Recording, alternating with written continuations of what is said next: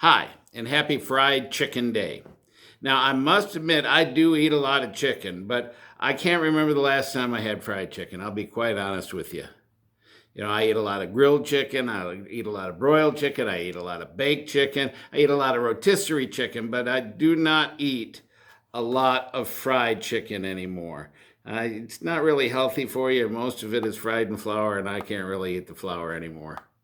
Now, you can have your KFC, and you can have your Popeyes chicken, and you can have your Chick-fil-A chicken, but they're all good. Okay, don't get me wrong, they're all good, but none of them compares to Nanny's chicken. Now, Nanny is what we call my fraternal grandmother.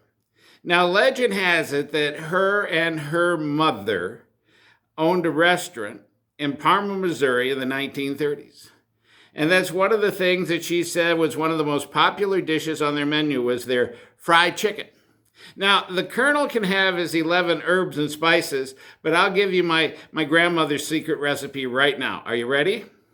She took chicken. She took flour. She took salt. She put it in a cast iron skillet, and she fried it up in bacon grease. My.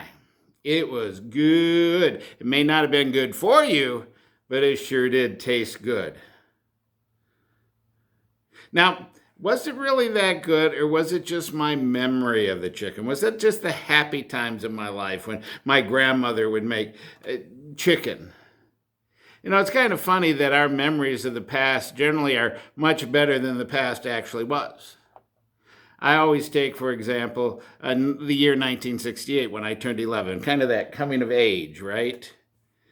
I had my big 600 WTAC, and I was able to listen to my music. I could listen to Hey Jude and Take a Letter Maria and Sitting on the Dock of the Bay.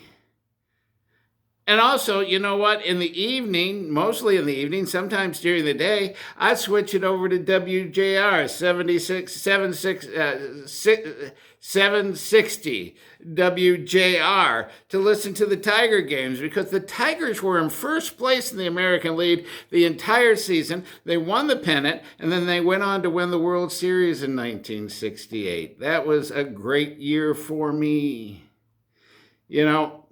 Curfew was when the street lights went on.